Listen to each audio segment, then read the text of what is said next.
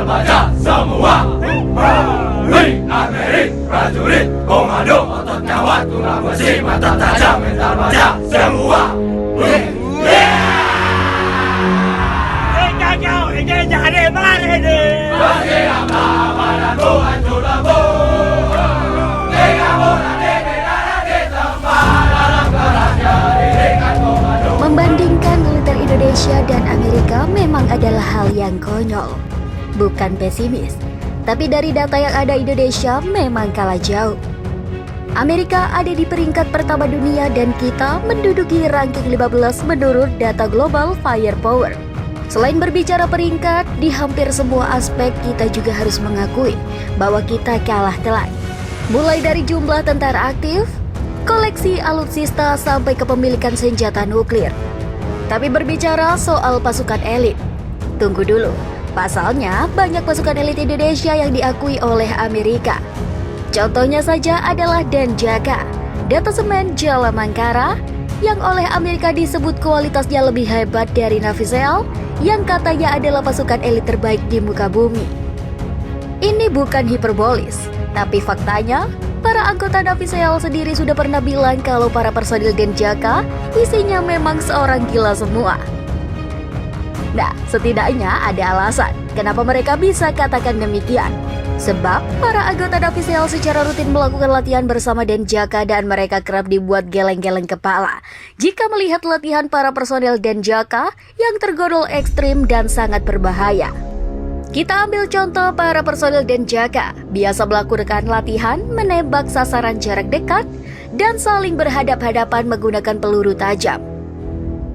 Melakukan demo penerjunan dari udara untuk membebaskan sandera dengan cara terjun di atas atap gedung atau kapal kecil yang sedang melaju kencang di tengah laut.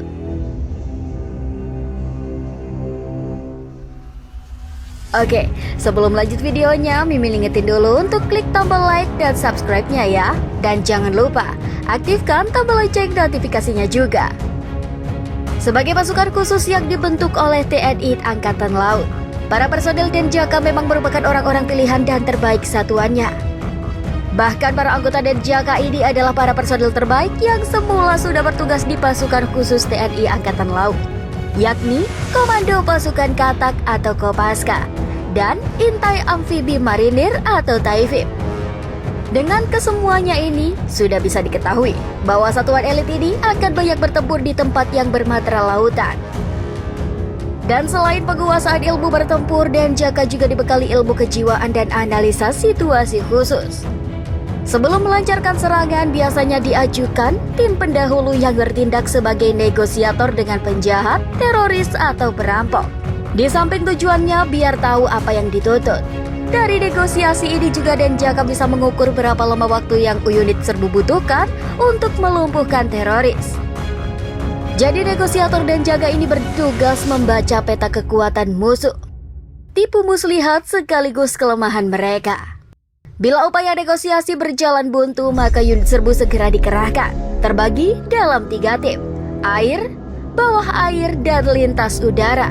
Setiap tim akan beranggotakan 12 prajurit dengan spesialisasi beragam, seperti penjinak bom, medis, ahli komunikasi, elektronik, termasuk handal dalam teknologi dan informasi.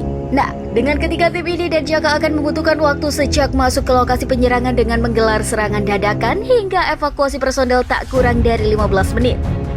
Tak hanya operasi anti-teror dan anti-sabotase, Denjaka juga kerap dilibatkan dalam operasi rahasia jenis lain berdasarkan perintah langsung Panglima TNI.